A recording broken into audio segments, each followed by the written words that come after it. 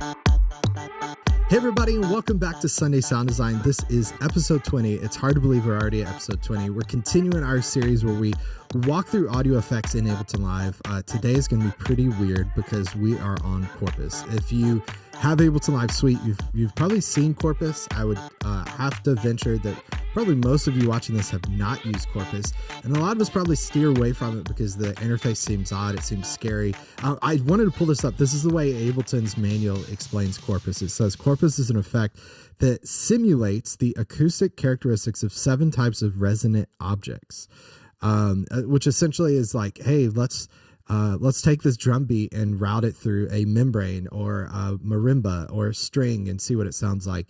It's going to be pretty weird. It's going to be pretty odd. But let's try it.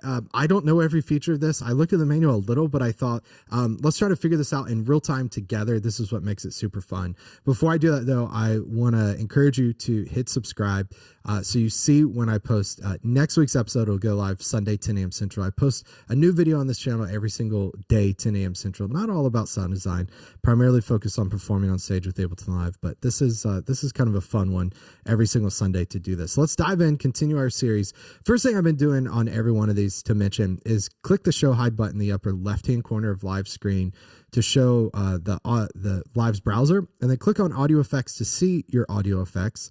And then you may see something that looks a little like this. All your audio effects grouped by type. I don't personally like that. It adds some friction to me being able to find the sounds I want. So I right click and I disable group in folder. And that's what gets me here, which is super helpful. Again, today we're talking about Corpus. I want to talk about this a few different ways. One, I've got this MIDI pad patch set up here.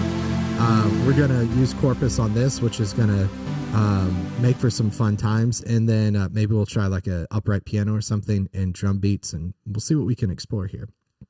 So first, as I always try to remember, you can load in different presets for your audio effect by clicking the arrow to the left of that effect.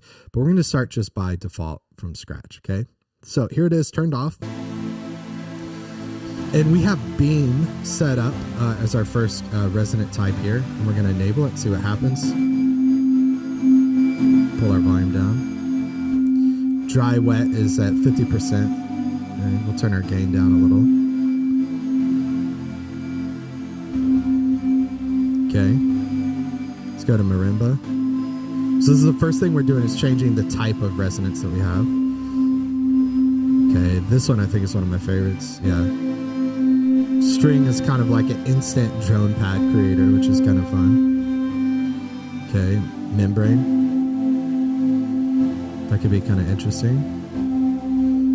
All right, let's go to plate here. Also kind of interesting. Pipe. It's pretty subtle. Oh, there you go. Dry wet 100%. You can really hear that. That actually is pretty subtle. Might work well for a synth thing. Then let's go to tube. Tube adds some kind of weirdness there. Right, but it's pretty fun. So let's crank dry wet first off to 100%. This means we're hearing only the effect now. And let's mess with some of these controls. So tube. We have XY controller, which is going to adjust our decay and our radius. And I do know with Corpus, be very careful with your level here. This can get out of control, particularly with some of these, and really start to feedback. I think the control I'm using now is the main one that causes some feedback decay.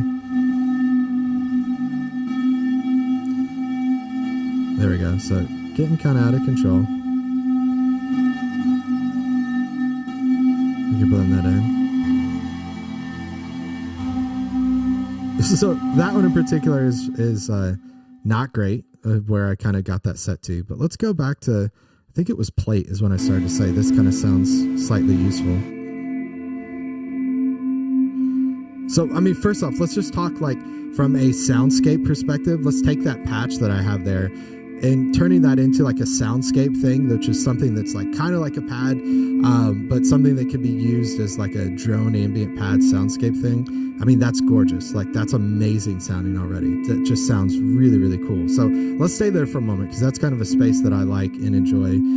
So width, we can adjust that. Oh yeah, wow, you can really hear that with headphones on. It's kind of like, does it move to the back, or does it move more to the forward and kind of center? So that's pretty cool. Position of left. Oh, that's fun. Definitely use headphones for this, boys and girls, but that is very fun. We can increase decay. Again, this is where you want to be really careful. Material. Okay. Let's see. We have brightness. We have inharmonics, ratio, and hit. Let's see what we have. Ooh, that could be really fun. I could really things that get really weird with inharmonics too high. Ratio, that's fun.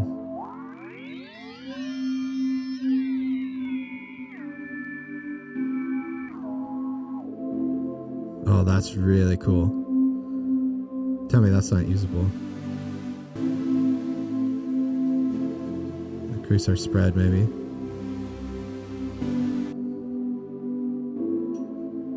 Yeah, I mean, that's just super fun. Then we can tune it. Bass frequency, the resonance in hertz. And apparently, we can go to sidechain here, MIDI from.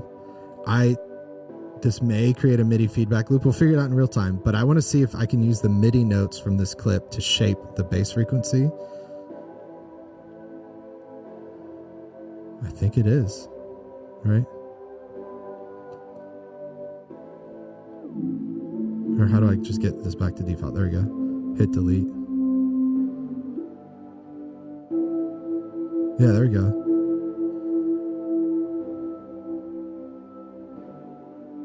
So that's kind of interesting.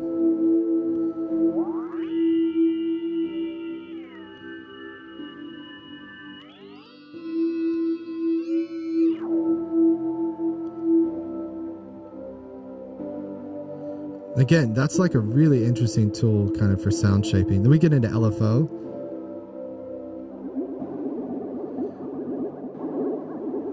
Let's see if we can slow this down a little.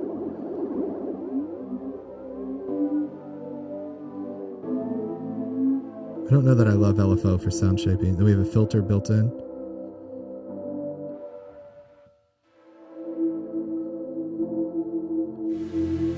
From where we were to there, I mean, that adds like a really interesting, unique kind of texture there, right? Which is cool. Now let's change our type. So that's plate. Let's go to beam. That's pretty cool. Marimba. Turn off filter for a second. So that's pretty high pitched. We can maybe blend that in. That's getting too out of control for me. String. This one would be really fun with the filter, I think. Kind of filter out some of the high end craziness. Membrane. Yeah, that's really fun.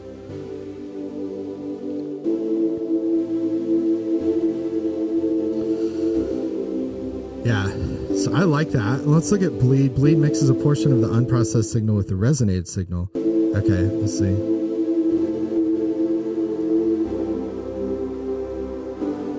Okay, there we go.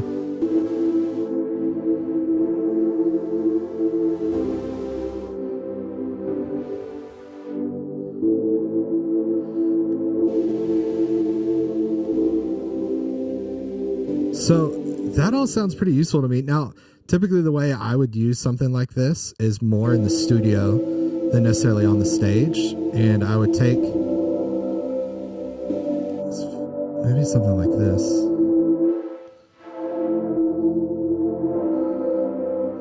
Yeah, and I would even probably drop let's see what else we could do. Let's do like a hybrid verb. And drop this on Corpus. Now I know I already have a hybrid verb on my synth patch itself, but let's take this here and let's do algorithmic and why not dark hall? That may work well for us.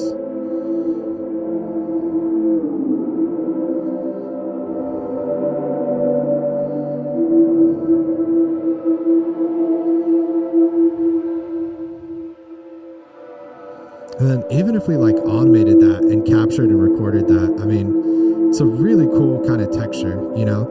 And what I may even do, the way I would typically do this is not just record a part. Let's see, we're in the key of C. So I'm going to just, Let's just draw this in. Why not? Create a C note. We may want to go higher. I think that's going to be too low. Let's try this. No, there we go. That's perfect.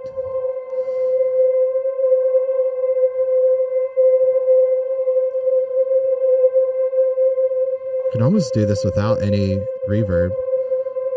Yeah, because most of this is just Corpus. Like, it's pretty amazing, right? It's just one note. That's Corpus. All right, let's see. String, I think, would be pretty cool. It's a really fun texture. And then I would just record this, and this would become like a drone. So audio from one, post mixer, we'll record. Definitely want to watch our levels, make sure they don't get too high. Then we'll stop it. All right, and then now I have, let's stop this clip. Now I have this audio clip here, and I could set that to loop. I would probably add a reverb to make it a little cleaner, to get around those like little jumps there. Right, and then I may even add that to like a sampler or something. But I mean, Corpus has so much potential for soundscape stuff. Let's try one more thing.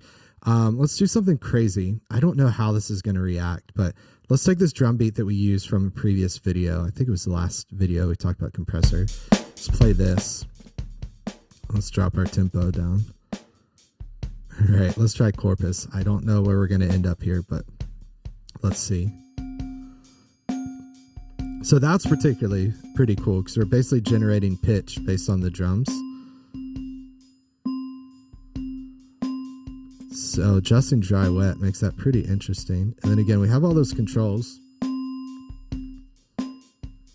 It's almost like a resonator. We're kind of generating that. Now let's see. Let's play our MIDI note here. Let's see if we can accept MIDI from that same channel.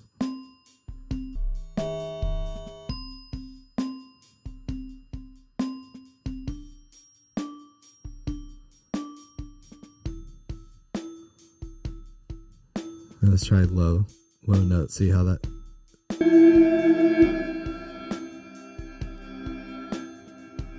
Let's turn off Corpus on this track.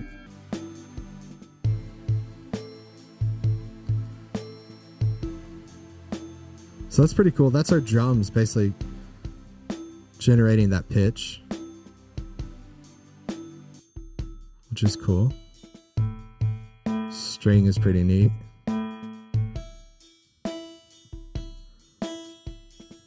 We could adjust tuning if we wanted.